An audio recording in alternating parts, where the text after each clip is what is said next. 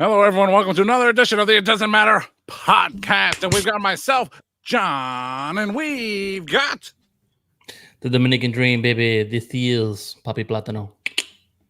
There he is. And we also have I'm the notorious one. I am Dom. Oh. That's right. And we're covering the very first WWF in your house pay-per-view at the lovely cost of, I think, $19.99 back in 1995. And it's the first one. I believe it was my choice. Isn't that right, Tom? It was. This was your choice. And if I had to tell you why I chose the show, can't really tell you why. Maybe because it was a 2-hour show. Nice. So, nice. Thank you, John. You're welcome. You're welcome. Living legend, Larry Zbyszko, John Lee, right here. But it's still a fun show. So, Dom, let's get into WWF in your house. Number 1. All right. In your house kicks off from Syracuse, New York. And we have Vince McMahon and good old Doc Hendrix on commentary. Guys, look at that hairdo Doc Hendrix got right there, man. He ain't no free bird right there. Need some poop on it. Definitely not. How old was Doc at this time? 25. He looks 50. Stop it. Well, Doc, I mean, if you believe the story, it's a story I've never heard before that, because I guess they had the dark side of the ring. Was it with Terry Bam Bam Gordy? They had a dark side season about him. So it came out that they developed this announcer gimmick and character for him, and he turned it down, and then they gave it to Doc Michael P.S. Hayes, same name as Doc Hendrix, allegedly. I mean, the WWF would do that back in the day. They would create gimmicks, and then they would just hold on to them before they gave them to someone. Like, would you believe that Sabu was supposed to be the Sultan? Do you believe that Max Moon was supposed to be Conan? Do you believe that the Goon was supposed to be Chris Jericho? Oh, jeez. Could have happened, I guess. So who could have been Freddie Joe Floyd, though? That's the real question. But yeah, so this is Doc Hendrix and Vince McMahon opening the show. Something they've kind of brought back into modern pro wrestling, the announcers opening the show. Nothing wrong with that. I mean, Vince McMahon had a lot of energy as an announcer, and Doc Hendrix was always on cocaine, so he was a great person to open the show. Who knows what I'm on right now? And but yeah, these guys are opening the show, and a lot of high energy from these guys. Dom? High energy. Well, our first match has a lot of high energy. We have the greatest of all time. We have Bret the Hitman Hart taking on Hakushi. John, Bless you. Who the hell is Hakushi? Jinsei Shinzaki. I'm not really sure if I butchered that name, but yeah, Hakushi, he just came into the company here, and he was getting a push. He just as that manager. What was his name? I forgot already. Shinja. Shinja, right.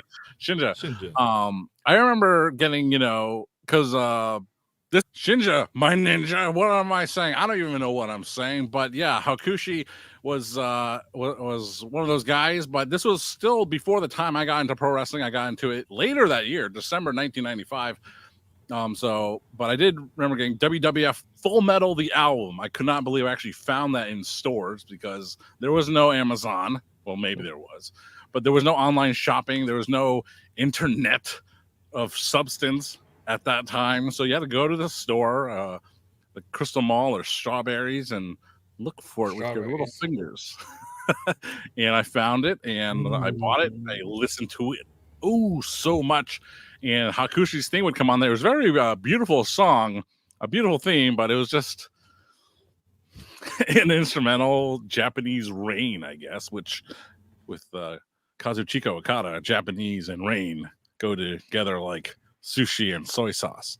Anyway, that's being racist, but it's okay because I'm doing it. Bret Hart versus Hakushi for its time. It was a really fun match. Bret Hart worked really well with Hakushi, and Hakushi was he'd become a jobber very soon, teaming with Barry Horowitz. But he started off well, and like I said, he was a hell of a competitor, a jam-up guy, and him and Bret Hart had a fun opening match to kick off in your house. Yeah, they did. So seeing Hakushi, like, first time seeing him as a kid, I thought that was all his ink. I'm like, yo, that's a lot of detail. And come to find out, Nah, it was fake.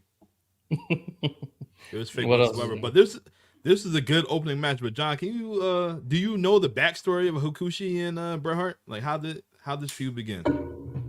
No, I don't. You know, you're thinking this is a time where you would actually want a hype video, you know, a promo package. And as you have this image here, a very spooky image, some would say, probably kicked off the air right now. They did sell WWF masks. They did sell Bret Hart mask, a Shawn Michaels Psycho Sid mask, especially. But yes, no, this one fails me. I don't really know the story behind Hakushi and the Hitman Bret Hart. But look at that. All right, well, it was a good opening match. Hakushi was nasty at this time. He was punishing Bret Hart. But guys, Bret Hart has 2 matches. After this match, later on that night, he has to take on the King, Jerry the King Lawler. And Hakushi was just dominating Bret the whole damn match. And Bret finally got some momentum. But Shinjay will interfere. Basically, Bret defeated Hakushi with a victory roll. And that is why he is the excellence of execution. And then as soon as Bret was getting ready to leave the ring, he twisted his knee. We're not laughing at the injury, but it will play into later in the show. Yes. You know what? I actually remember why this rivalry started now. They showed a video package of where Bret was being honored at like a Japanese show. And Hakushi came and interrupted him, did some kind of diving moonsault off the stage after he threw him off the board, and that's kind of where it started. So to go back for what you were saying, how it started, that's where it probably started, and then it got to here since Hakushi was undefeated for a little bit. Well, he just suffered his first loss to the excellence of execution. Unfortunately, Bret the Hitman Hart. So after this, lose to the group. Yeah. So after this, we see Jerry the King Lawler talking to Todd Pettengill, and the King sees that Bret twisted his knee. And the King is ready for that match. Like, let's get it on right now. Let's do it. I'm ready. Next thing, Bret's on his way right now. Oh, my pager's beeping. I don't hear it beeping. It's vibrating. You know, the graphic team, they're so used to blurring out the WCW hotline that they missed the actual phone number, as you can see in this graphic here. They usually just cover it up with that. But there it is, 1-900-737-4WWF. Kids don't call that number. No that longer number got in me in service. trouble. Plenty of times. All right. So after this, they show all these drawings, 340,000 drawings that you could potentially win a house. That's crazy. They're giving away a house. Back in the day, giving away houses. Later on, Vince giving out money, Trump giving out money. Now, the only thing they giving out now is lawsuits. Oh shit! Well, trying to stop them. They should have just paid up, ponied up the dough. All right. Well, our next match, we have the bad guy Razor Ramon taking on Double J, Jeff Jarrett. Also making his debut, the Roadie, Poppy Platino. Who is the Roadie? The Road Dog, Jesse James. Yo. He is one of the sons of Brad Armstrong. He's a second-generation superstar, and he's actually the partner to the greatest, well, the second greatest, maybe top 5. I'm gonna keep going down the list. let me correct you right quick. He is the son of Bullet Bob Armstrong. Brad is his brother. Oops. Yeah, Bullet Bob is his father. Something with a B. It's all good. He's one of them that's standing right now. Oh, that's sad. He's body strong, living strong. I know. We miss Brad too. Yeah, we do. All right. So this is your first handicap match ever in the WWF. Really? That's what they said on commentary. Gotta believe it. Well, first one recorded. Yes. And this is not the first time. Well, this is not the first time that Bret had 2 matches in one night. Because, at WrestleMania 10, he lost the first one, then won the second one. Yep. But we'll get back to Bret Hart a little bit later. So, Platinum, what do you think about this match, this handicap match? At first, I was like, why are they having a handicap match? And then come to find out, I guess him and 1-2-3 Kid. Oh, he must have dropped something. I did. I guess 1-2-3 Kid had gotten injured, apparently. I don't know what it was from. So the kid was calling from home in his house, saying, hey, I got your back, Razor. I support you and everything. So he had to go against Double J and the Roadie.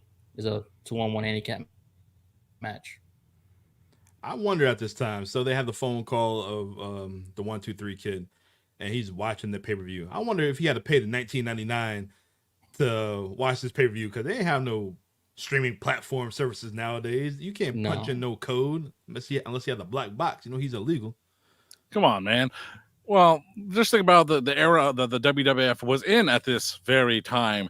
Allegedly, there are so many cutbacks at Stanford WWF headquarters that they took out water coolers from the room, from the office buildings. Yep. So maybe you're right. Maybe they did force Sean Waltman to pay out of pocket to watch the pay-per-view. He was probably actually backstage, and with the gimmickry of technology, just made it sound like a phone call. And did you hear the quality of that phone call? You could definitely tell it was Sean Waltman, but yeah, man, phone call. Like this, like this. That's what it sounds like. 1995. What payphone was that from? Payphone. Hey guys, anyone that's actually know what a payphone is from the younger era? Dante. Thing about a payphone, I think so disgusting. You hold the phone, and put it to your face, like, ew, COVID. You're back in the day. That was public wave to get in touch with people. No one had cell phones. Barely anyone had beepers. So it was just, hey, you got a quarter? Here you go. You know, I when I used to have a job working as a bellhop at the Foxwoods. So one time a customer came there. He's looking for his bag. He goes to the back, take him to the back. He finds his contact lens case. He's like, oh, thank God, there it is. And he just takes it, viewer with contact, takes it, goes, flies it to his eyeball like that. And I'm like, oh, sir, you don't want to wash your hands first? He's like, oh, I love germs. You're disgusting, sir. Yeah, someone who has to wear contacts, I wash my hands before I do that, because I don't want to have any of that in my eyes, man. No way. Do you ever put hand sanitizer to wash your hand and put the contact in and burn your eye? I've done that before by accident. The worst thing is brush your teeth before you do that. Your eyes are nice and minty. You just bet you could write a nice song. I don't know what it is, man. Probably. I ain't gotta worry about that. Yeah, don't. All right. So back to this match, Jeff Jarrett and Razor Ramon and the Roadie. First of all, Jeff Jarrett's tights were horrendous. Beetlejuice. That shit was terrible. It looked like Beetlejuice. But they did their thing. They did their thing to beat up Razor, the bad guy, but Razor got the win.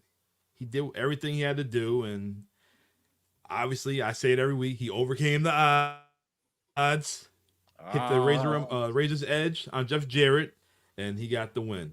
Then after the match, Double J and Razor, Jeff Jarrett and the Roadie try to take out Razor Ramon, but we have some Latino guy making an appearance, and he takes out everybody.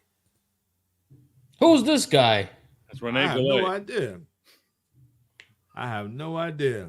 But come to find out, he had a big SV on his chain, and that was Savio Vega. Ooh. Actually, I take that back first. Before Savio Vega, we have Aldo Montoya pop up. Speaking of Aldo Montoya. Aldo Montoya, we're supposed to see in a few weeks. Portuguese Man of War. Who's also known as just PJ Polanco. Incredible. Awful. Horsepower Cigar Lounge. See you in a few weeks. It's not ready for the advertisement unless it's right in front of him. But this, as mentioned, this is the first handicap match in WWF pay-per-view history, and considering the limited amount of pay-per-views at the time, you better believe it. I'm not sure what the history of this match was either, because again, no video packages, and they probably didn't have the technology to make a good one. But was this supposed to be a tag team match? They mentioned that it was not for the Intercontinental Championship. But was it just going to be a straight up 1-2-3 Kid and Razor versus Rhodey and Jeff Jarrett match? Who knows? But this was, this is the first time watching the whole show, and that I've, in my lifetime. But it did come after. It was the first pay-per-view after WrestleMania 11 in the Hartford Civic Center, and I do remember that it was Razor and Jeff Jarrett and for the title there. But you can think about all the Razor Ramon matches throughout WWF history. The ones that will come up the most would be with Shawn Michaels in 2 different ladder matches, facing off against Bret Hart for the title at a Royal Rumble, the tag team match where Mr. Perfect came back at the 91 or 92 Survivor Series. 91, I want to say. One of those. But I like this match. I mean, Razor Ramon, they did a little promo before the match, and man, you just love this guy, man. You just freaking love Razor Ramon. You love Scott Hall, and he did a great little promo before the match. During the match, he is just a great pro wrestler, and everything hits. Everything is not stiff, but it hits the mark. And this is just a really great snapshot of Razor Ramon, the wrestler, that isn't so high profile that you see it in highlight reels all the time. But yeah, he did pull the victory. He did nail at Razor's Edge, and you're wondering why Damian Priest can't just finish guys with that move nowadays, because it's still an awesome maneuver. But yes, post-match shenanigans, he's getting double teamed there. So although Montoya does come out to help, and I was like, hey, there's that guy. And Savio Vega, as mentioned, unknown to the audience at the time, and you're wondering why security wasn't more on the ball there to get him. But I remember back at that time, Doc Hendrix on Superstars, the Superstars show, he would say this in one breath. He would say, "The land sensation, sweep of the nation, Savio Vega," just like that. Very, very enunciated. It was wonderful. Doc Hendrix did a wonderful job. But when I was watching this, I was like, "Oh my God, it's TNT from Puerto Rico!" I don't know, never seen TNT down there. It's Quang, and even I was thinking even freaking Doc Hendrix on commentary is like, "This guy looks familiar." It's like because he was Quang. Yep. But yeah, this was just a way to introduce. Maybe this whole thing was a setup. 1-2-3 Kid was not injured. It was a setup so they could debut this guy under a new gimmick. Yep. And yeah, Savio Vega, he'd have a decent push. One of the guys that claimed never got an action figure made of himself in the proper way. He had a Nation of Domination figure. That's not Savio Vega. 2 of them, as a matter of fact. One with a white tank top, and one with a black tank top. And I used to paint my action figures back in the day. So I had a little paint kit, and I took one of those extra Savio Vega figures with no posability, and I painted him up, and I christened him the Puerto Rican Patriot. Yes. Make fun of me if you want, and you should. But I remember bringing that to school, and they're my friends. Some friends they were making fun of my Puerto Rican Patriot. But at the end, they said, "Nice paint job. You're damn right. I got to find that figure, and we'll bring it on the show." And we'll put it on eBay. I will never put it on eBay. But I think the major wrestling figure podcasts, Zack Ryder and then Kurt Hawkins, those guys, they create a new line of action figures, making Hasbro style figures of guys that never got figures, and they made one of Savio Vega, and it looks awesome. I think it is up for sale, so find that, dig it up, buy it, and get an authentic 1996 version of the Latin sensation sweeping the nation, Savio Vega. Nice. Yeah. So, and also I'd like to mention Mr. Brian James, the roadie. I mean, was he a trained wrestler at the time, or what was his skill set? I'm not really sure, but he looked purposely awful. He looked like a guy who was just learning how to wrestle, and that's exactly the kind of performance he should have had in this match. Just barely looking like he knew how to wrestle, dropping a couple of bows, a couple of kicks and stomps. So maybe he was holding back a bit, but yeah. So the road dog Jesse James in one of his first pro wrestling match in the WWF. Yeah, this match, guys, it definitely does matter. I totally agree. Yes, I agree. And Mama Ramon, happy Mother's Day. she's in Minnesota. I know. Right? Man, what a sham to the nation. Razor Ramon, Cuban hero, Caribbean hero. He's just some white dude from Atlanta, From Montana. What a I was like, fraud. really, bro? I really wish I could have met him before he passed away. I'm like, bro, In the gimmick. like, Back in the you gimmick. were my hero as a Dominican. As that was our Latin star, and he wasn't even Latin. No, sir. Scott Hall was Oh, so cool. I remember one day he retweeted something I posted. I'm like, damn, it's like it's first thing. I think I tweeted out like, damn, it's first thing in the morning. Scott Hall is talking about tits and ass. Then he wrote back, can't forget the egg whites. Yeah. Typical Scott Hall fashion. I think I got a favorite in my history, but I remember you showing me that. Scott Hall, R.I.P. The Take a one swig, guy that, but yeah, Scott's my Scotty, coffee. the one guy, you should have won the belt. Yes, My opinion. Yes, Like you said, promo, had the body, had the look, can wrestle. He was everything. But I think, like he said, I think Will Sasso said it when he was talking to Chris Van Vliet. He didn't care. He was just about the money, and that was it. If he probably politic more, he probably could have championed for the belt for a little bit. But yeah. you know Platinum what? and I was talking about this, John, on Van Vliet's podcast. Oh no, actually no. I heard it on the Dark Side of the Ring podcast. They had interviews with Scott Hall. Scott Hall said, like, when he first started, wrestling was real because all these big jacked up steroid looking dudes would get the win and whatnot. But come to find out, you lose to somebody like 1-2-3 Kid, for example. He didn't say that, but I'm just saying somebody like that, for example. So it's all about the story. He's like, I don't care about losing, or I don't care about winning. As long as my paycheck is good, I don't care about no belt.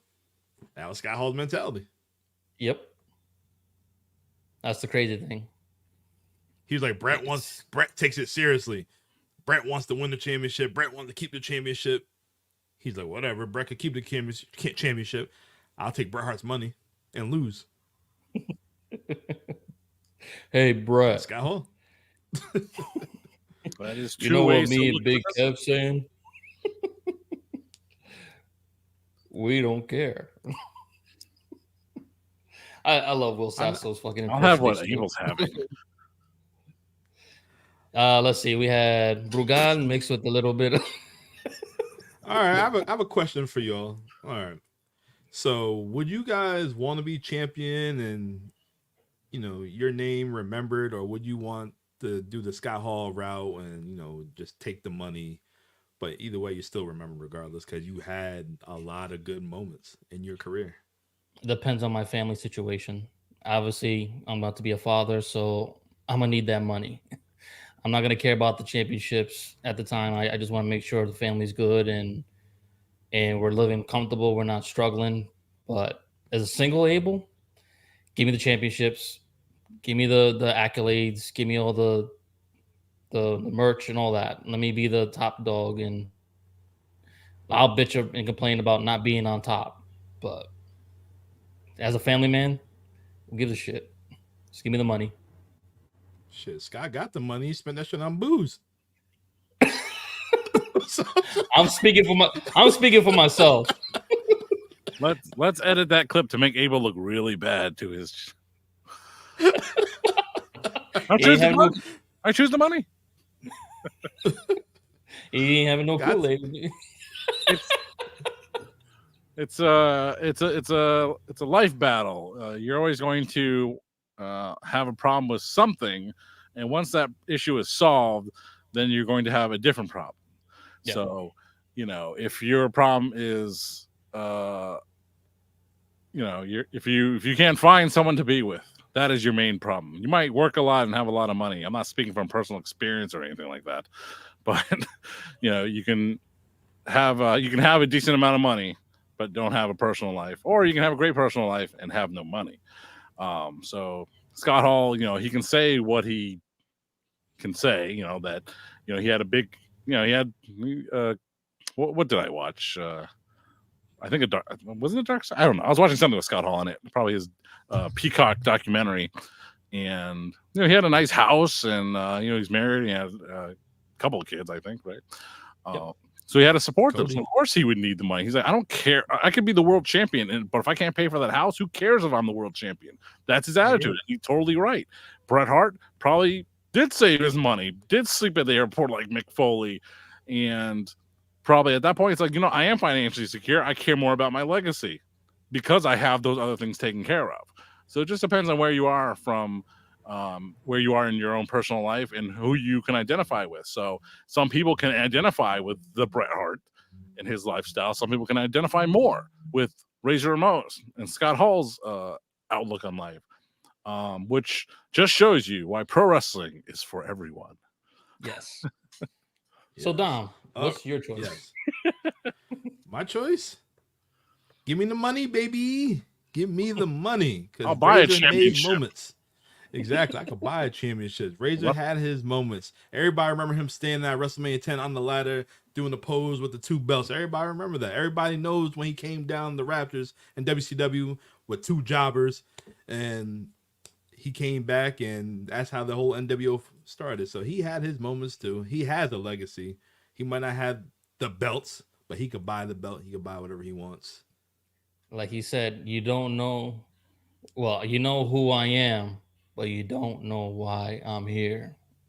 Well, we know where you belong in the hall. So thank you, Scott. Thank you. All right. Back to the show. So we have a King of the Ring qualifying match. We have wrong graphic. We have there was a king right there. Adam Bomb taking on Mabel. Oh man, God. We would rather talk about Scott Hall's legacy than this very short match where Adam Bomb started off hot. He took out Mo, but then when Mabel hit a spinning wheel kick and hit the scoop slam, Adam Bomb, match is over. This match did not matter. But later on, I think this was the year that Mabel became the king. Of course. Usually, you'll become a king in the ring. You're gonna, excel to the next level. Nope. Didn't happen. Nope. Not for Mabel. Vince did not know what to do with that big man. I have never seen such a.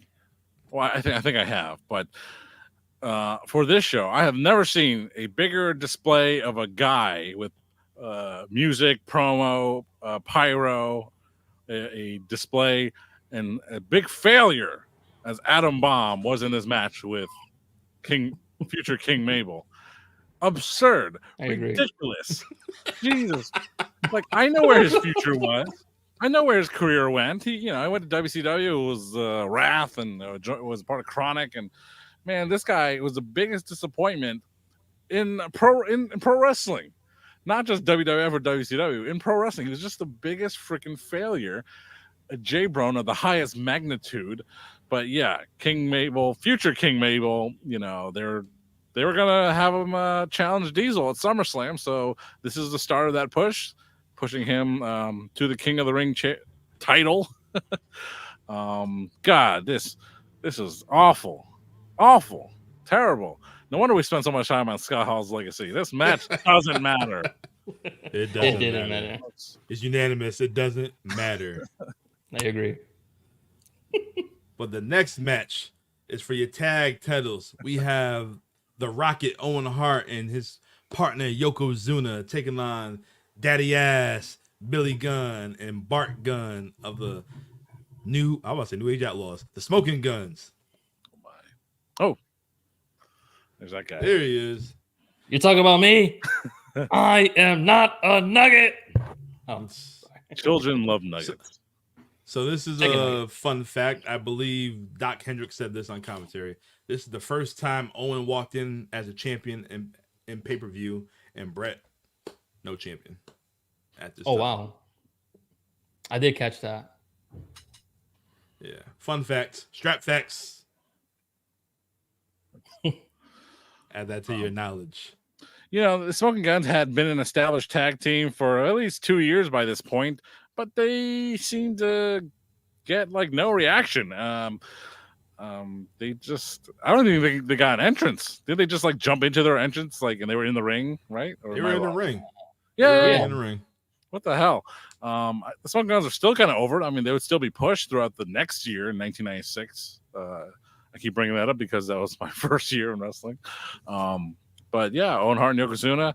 I think they were a rematch from WrestleMania 11, and it was really short. It was. Yeah, It was. I mean, if it was that short, I blame Yokozuna on that one. Yokozuna at this time just not the guy he was in 94 and 93 as the WWF champion. But it had some decent action. It was well worked. But it's just really incredibly short, but maybe they're running out on time. So maybe that's what it was. And in that sense, this match, do we have a middle? It kind of matters.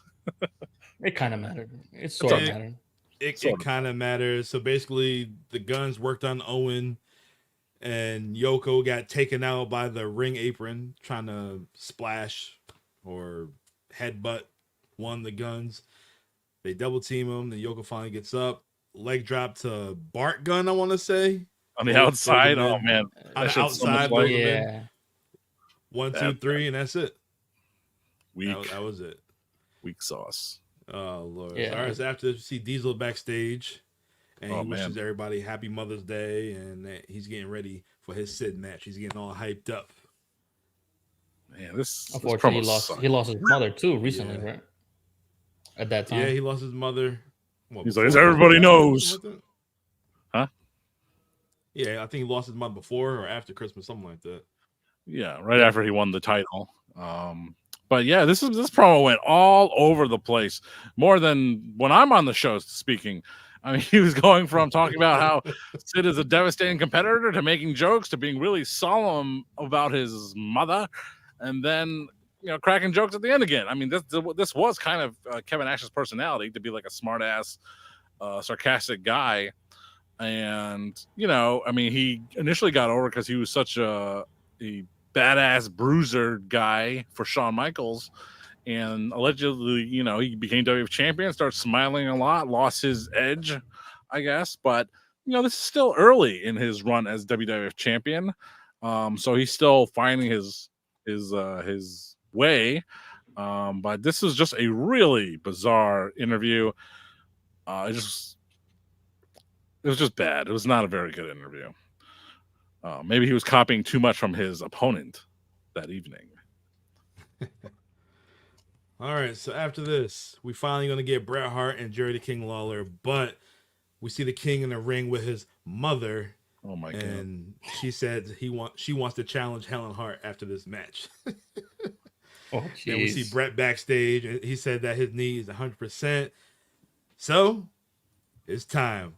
We got Bret the Hitman Hart versus Jerry the King Lawler, and Bret comes out swinging, and he's pummeling King in the corner. And yeah, it was going back and forth. Bret made everything look so real. Yeah, he really was a great technician. But the King had a chance to beat Bret by him with that pile driver. It was clean, but he wanted to showboat and go for the cover too late. Or actually, no, Bret just got up, actually. I take that back. He got up, and then Bret gave him a receipt, hit him with a pile driver. Yeah. And just pummeled him some more. I enjoy this. I like the whole feud. This feud took place, since, what was it, 93? Yeah. That's when Bret won the King of the Ring, right? For the second time. Yeah, the second time, yep. I had to look that one up. Jeez Louise. It's like Bret Hart can become the second two-time, or could become a two-time King of the Ring. It's like, what? Who? When? Where? Why? I don't think that's on videotape. Might be on one of the Coliseum home video exclusives on Peacock, but I didn't know that. But and he won it back to back. Yeah, too, right? Yeah, back to back, front to front, side to side. That's a Hitman for you. All right, so to finish the match, we see Shinja. He tried to interfere, but the ref took a bump when Bret threw the king to the ropes, and the ref's foot caught in the rope. Was that Earl or Dave? That was a pretty cool bump, though. I'm not gonna lie. That was Earl. I'm like, yo, my man was just out. He wasn't really out. He got his foot stuck, and he was swinging like. And Shinja's like, that joint. "Hey, you stuck? You need help?" But Hakushi comes out. Hakushi comes out. He takes out Bret, and they both double team Bret. But Bret gets up and he hits the king with a roll up, but it didn't work out because he tried interference. Because the king, another interference. Yeah, because like you said, he tried to get a roll up, and then the ref wasn't there. He's looking for him. Who the king wins with a roll up. Yep. And Mama Lawler was excited.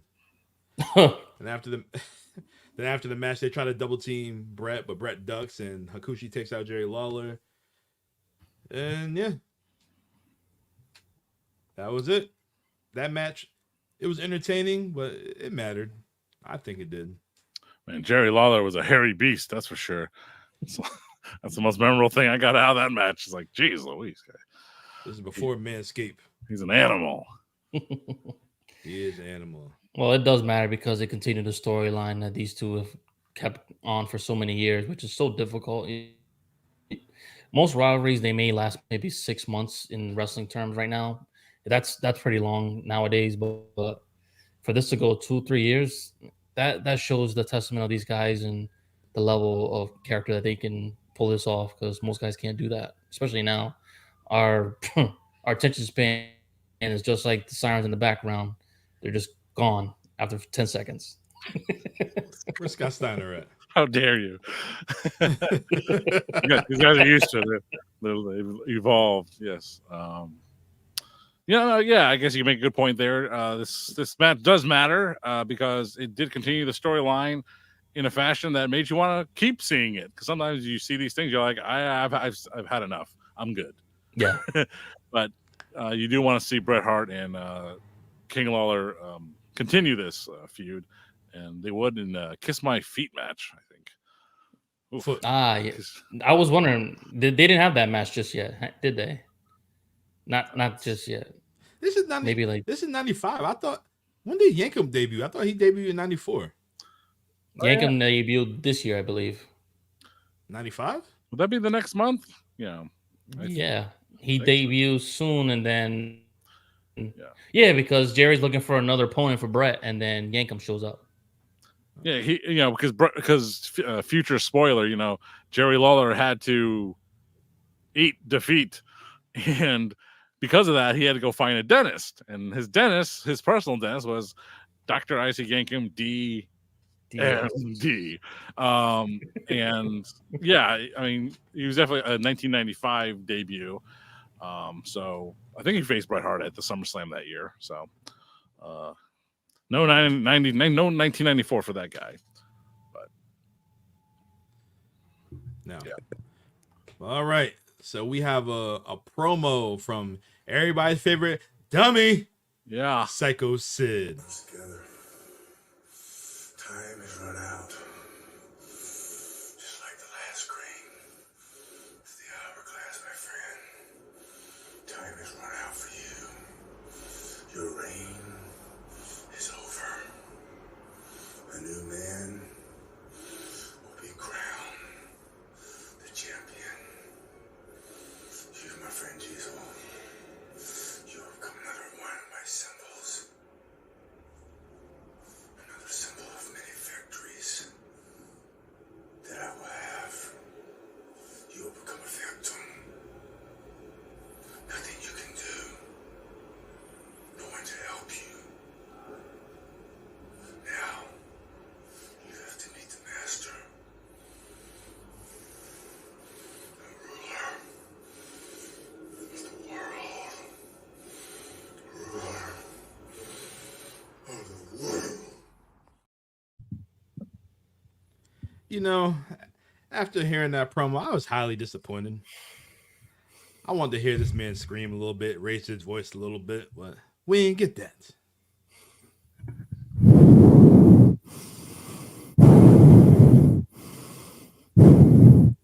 Dom! For real, I wish we would have had that. Man, what the hell's wrong with you, Sid? You big dummy. Why are you talking like that? Talk normal. Jesus. I mean, throughout the show, they would, Kevin Nash, Diesel had that one promo, right? But throughout the show, they kept mentioning this title match, and then they were building Sid up as they're building him up huge. Like he was really going to like massacre Diesel and take the WWF title. They were building, and we're watching it with modern eyes. We're like, it's like, oh, he's this big vicious. I'm like, oh, this match is better be good. I knew it wasn't. I mean, I didn't see the whole show before, but I did seek out this show, the main event anyway, and I knew it didn't end properly. But all I can say is, the WWF was really giving Sid the massive push. And this match the match to come would eventually be a bunch of crap. But this promo in particular, man, he wasn't Psycho yet. I mean, not really. I mean, they were alluding to it, but they didn't call him. They still call him just Sid. Don't call me Psycho. Say it, McMahon. Say it. Go ahead, McMahon. I'm trying to save you. I mean, hey, man. I mean, we love Sid, the big dummy, but yeah, he sounds like I do after fucking Nikki's made some mango. That was good. For all the IDM ASMR fans out there. Oh man. All right. You wonder why I love the guy. Well, yes. We love you, Sid. We'll do a Sid show in the near future. I hope, Sid, if you're ever listening, we do get an interview with you. It's all for fun, but you're still one of my favorites. Thank you. All right, back to In Your House. So they're giving away a house. At this time, I thought it was rigged. No. So some dude named Matt Pompicelli, he won the house. John, who the hell is Matt Pompicelli? Who's the boss? He's the boss. Who knows who this J-Bron is? But, people would search for this thing later. Like, what happened to the house from In Your House? And I think they're like, we're not moving there. So can we cash this out? And I think it's dilapidated nowadays. But, it was located in Orlando, Florida, at the corner of a golf course. And the winner had to give up passes to Doc Hendrix to play a couple of rounds. That was in the contract. But no, these contests, I guess, they were shoots, and they had those security guys there, and the guy, the dude and this woman, the lawyers or whoever they were, reading the winners. Like I said, it had to be all real. It had to be a shoot, brother. But so I did my research. I looked up Matt Pompicelli. So you know how in this segment they said that you had to fit the criteria to be eligible to win this house? Well, this dude, Matt Pompicelli, was 11 years old. Are you freaking serious? I found it on WWE.com. The article came out in 2012. So how the hell he was eligible to win the house? He wasn't. It had to been his family. okay. He said, yeah, he put under his dad's name. But after that, they didn't want to move to Orlando. So they sold the house 6 months later. It's on WWE website. That's the end of that article? Oh, That's nice. he took a limo. The cameraman was there. They were taking pictures of the whole family. And to greet them at the front door was the Bushwhackers. Ugh. Ugh. Cool They had race. to bless the house. Cool Ray's favorite tag team of all time. I wouldn't let a man lick me. Oh man. All right. I'd rather have the Undertaker fucking bring me in the house. What was that? The dead man really came true. Guess so. All right, main event time. We have your champion, Diesel, going against Don't Call Me Psycho. My name is Sid. No Vicious either. The master, the ruler So, of the world. so we see Sid here come out in red trunks. I didn't see Sid in colorful tights in a long time, since the WCW days. Not since his, yeah, just can't say that. The blue ones. Yeah, the blue ones. Yep. So it was different to see, but just going back to the archives and how we did the show on the Rumble '94, we did the watch along about that, and we see the emergence of Diesel and how they built him, and then literally a year later he has the title. Like, it's crazy how he evolved from in 1993 making his debut in WWF to showing out in the Rumble, and a year later, in a few months, some change, my man got the title, and he's trying everything, and he's over. Yeah. So my question at the time for Strap, Sean was injured. Was he going through his personal issue, or was he legit injured this time?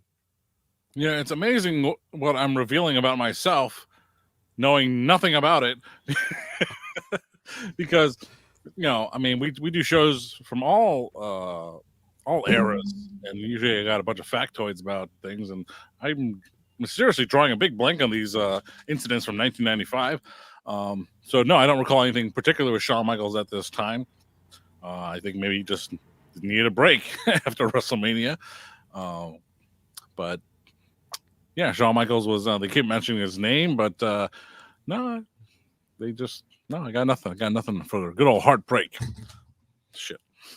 Platinum, do you know? No, I don't. I don't think he was dealing with any demons, because when he did have that, he had the championship at the time. So I think this is more of just old injuries, or just injuries that just happened from all the wear and tear, and he just needed a break. Or Vince just said, "Hey, go find a new hold." Pam Anderson. That's a different hole. All right. So the match starts off hot. Diesel, he's hot. He's doing the damn thing. He's clotheslining Sid in the corner, the big knee and the forearms, and you know, the roles got reversed, and my man Sid hit the powerbomb on Diesel, but he wants to showboat and not go for the pin. Right there, that's a dummy move right there. It's for the title. You got to capitalize. I agree. But Diesel goes for the snake eyes, and he hits the big boot, the jackknife, and then Tatanka came out of nowhere to interfere. Sid was in. Sid had the $1 Million Man, Ted DiBiase, in his corner. So, but was he down with the $1 Million Corporation? Who? Sid. I'd say so. I would think so too. It's crazy because all right. I know John said he don't remember this. So this is after WrestleMania 11. This is 2 months after WrestleMania 11. Yeah. Yep. All right. So the main event for WrestleMania 11 was Bam Bam versus LT. Yep. Bam Bam lost that match. So Bam Bam comes out to save Diesel. So I'm assuming he got kicked out of the $1 Million Corporation. Big time. Yes. It's back. What the hell? Boy, we got to do a recap of 95. Like I said, my excuse is that I wasn't around for that era, but when I remember stuff from other parts of older pro wrestling, it's because I was able to watch it, or I was interested in it. This whole era is like a blank for me. Diesel's run is just a blank for me. No one watched it. Because the reason is because no one ever talks about it. Diesel's run as WWF champion was considered a failure, so they didn't ever bring it up. They don't have any great legacy matches of Diesel. No, it goes from Hulk Hogan, Ultimate Warrior, Macho, Ric Flair, Bret Hart, Shawn Michaels, Stone Cold, and The Rock. That's WWF history. There's no Diesel here, you know? So it's just a forgotten part of history. They'd rather forget 1995 because that's when WWF was at its most broke. I mean, allegedly, arguably, you know? So it's just a forgotten part of history that no one mentions because they didn't like it, they didn't watch it, and they hoped that it didn't exist. So in that sense, maybe it is worth a rewatch. Where's Lex Luger? Damn it! He's teaming with I'm about to put on my notes. We're gonna have to do a Diesel show in the future from 94 to 96. No Kevin Nash, no NWO, just Diesel. Pal. Diesel. 94 just to 96, his run. That's fine. Maybe 94, 95. It don't have to be 96. And 96, that was his last year. Well, 96 was kind of short, so. Do you know why? Where the Diesel name came from? Shane McMahon. Allegedly, right? So, Shane McMahon, young man at the time, he's going to the clubs and he's partying like a mother effer. And he goes up to Vince and says, "Dad, you know what the black guys call the big buff dudes at the club? They say they're Diesel." "Huh? Diesel, huh? Like the truck? Yeah. We need a guy like a truck. Diesel. We'll call him Diesel." No concept of what Shane's talking about. Yeah, that's exactly what Shane was saying. Really, Dad? Really? Yeah. Just hold the damn gimmick. We'll have a truck come out and smash the screen. It'll be great. He did, literally. So that could be a true story. I'm surprised. Surprised they didn't call him the Big Rig. Oh, jeez. When I was playing with my action figures last night, and I had a storyline with, two Diesels, right? But one of them was a knockoff Diesel, but he was called the Trucker. I'm such a great booker. I got the Trucker. I got the Puerto Rican Patriot. Great ideas, John. Great ideas. The Mother Trucker. Mm-hmm. Oh, jeez. John World Order. But, something I remember from this match the most was Psycho Sid, don't call him Psycho, is putting Diesel in the longest chin lock, the longest camel clutch in recorded modern history. I kid you not. I'm watching that. I went to go make a sandwich, came back, ate it, and he was still in a chin lock. I'm like, yeah. Rest hold, brother. Rest hold. Rest hold, man. Yeah. Oh, I was resting, all right. I was resting. Got one cat on my lap, the other one on the side. Like, we're still watching this? Yep. Yep. You're gonna keep that picture for the rest of the show's existence. Whenever someone's talking too long, you just put this up. We'll know what it means. Stop talking. That will be the new one. Oh man. We'll talk about inside jokes on this podcast. We've got a bunch of them. WWF. That is one of them. All right. Here's the other one. Psycho Sid's picture for all our audio listeners coming up on screen. Means shut up. Stop talking. All right, guys. So this is your first In Your House. This is the first, your next PLE pay-per-view after WrestleMania 11. I want to say. Yeah. Yes. Did this show matter? Or the question is, would you watch it again? I don't know. I'm in between because that main event kind of like killed it for me. Why would you do that for your first main event of a brand new debuting series of pay-per-views? That booking I don't get. Why would you want to order another one of these if your first one was some BS like that? I don't care if it was building up to the King of the Ring. I don't care. In Your House number 2 in July. But this wasn't, it was 2 hours. So in that sense, easy to watch considering the nature of pro wrestling nowadays, that shows go on forever. But there's some uninteresting things on this show, making the replay value very small. I can safely say I'll probably never watch the show again.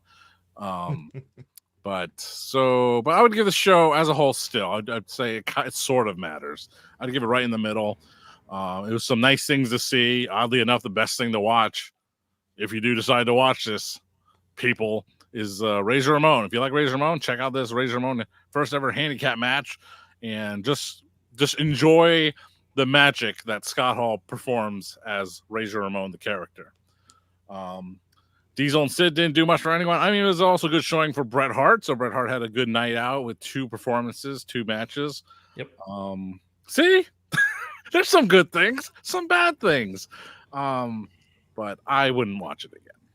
I'm in the same boat with you, John. There were some parts that I agree with. The whole Scott Hall, Razor Ramon, when he went against two guys, which I was kind of interested. Like, all right, how the hell is he gonna pull this off? And baby faced it, and he did it. He did his thing, and the promos before, after, were just perfect. This guy should have been the champion, but he didn't care. And then, of course, Bret making somebody who you'd never look at as someone that can keep up to his caliber as Hakushi. He may have had a little bit of run, but later on you'd find out that he wasn't what WWE wanted him to be. So Bret Hart being the GOAT as he is, making anybody, the guy can wrestle a broomstick and make it look good. So I'm with you though. There's some stuff I just can't get past. So that main event, that's the killer for me. Don't mess around with me with that if you're really gonna try to bring me back. What about you, Dom? For me, you start off the show hot with Bret the Hitman Hart and Hakushi. Hakushi showing his athletic ability against Bret. He's taking Bret down, but you can't go wrong with a Bret Hart match. No. Like Abel said, he could wrestle the broom and the broom would get over. Hakushi was over right here, but we don't know what really happened to him after this. Then your next match, you have the handicap match. Basically, that's the only two matches I'm interested in. I will rewatch them two matches. And then the card was pretty much lackluster. Like, you have to have Bret fight one more time. And just like John said, where's Luger? Where's Bulldog? Where's everybody else? I know Sean supposedly he's injured or whatnot, but your tag match could have been a lot more. Yeah, your tag match could have been a lot more. It was nothing special. And then your main event, you got, Battle of the Goliaths and interference. Like, it's a shitty finish. So for something like that, I wouldn't want to order next month's pay-per-view. I agree. So to me, it doesn't matter. Ooh. It doesn't matter. I could go without. But next week, it's my choice. We're taking it back to 2004. Judgment Day. I've never seen this show, and I know it gets real bloody. We're going to see JBL go against Eddie Guerrero for the WWE Championship. Ooh-wee. I've never seen it, and I'm looking forward to covering this show. Any thoughts on this show, John? There's a bloody match at the Staples Center. Don't want to spoil the show yet, but it'll be an interesting look back at a time when Eddie Guerrero was the reigning and defending WWE champion post Brock Lesnar era of SmackDown. So it'll be interesting to see what the card delivers for the wrestling fan and for the It Doesn't Matter podcast. I could go over the card right now. I'm looking right at it. So your opening match, we have Rey Mysterio and Rob Van Dam taking on the Dudley Boys. So that caught my attention too. I agree. Right. You got ECW wrestlers, you got Hall of Famers right here. That definitely caught my attention. After this, you got Tori Wilson taking on Dawn Marie. Dawn Marie. You got Mordecai taking on Scotty 2 Hotty. Nah. You got Charlie Haas and Rico going against Billy Gunn and Hardcore Holly. What is going? This Cyber Sunday? Hold on. Taboo Tuesday? That's for the tag titles, player. Okay. And then for your Cruiserweight Championship, you have Chavo Guerrero with Chavo Classics taking on Miss Jacqueline.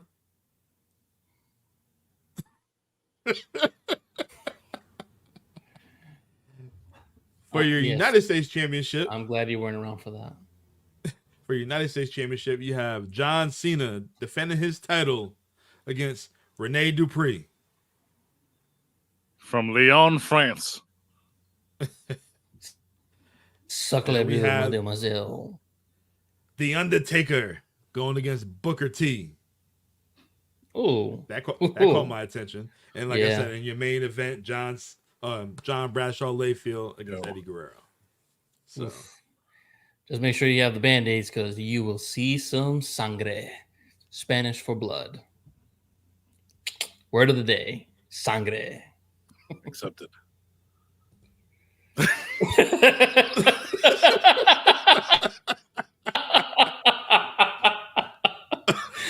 All right, guys. With that being We are said, desperately out of time. definitely. Until I am next Papi week. Platano. You are the notorious one. And we have Strap Facts, the one with all the facts. And Not today. We will see you guys next week.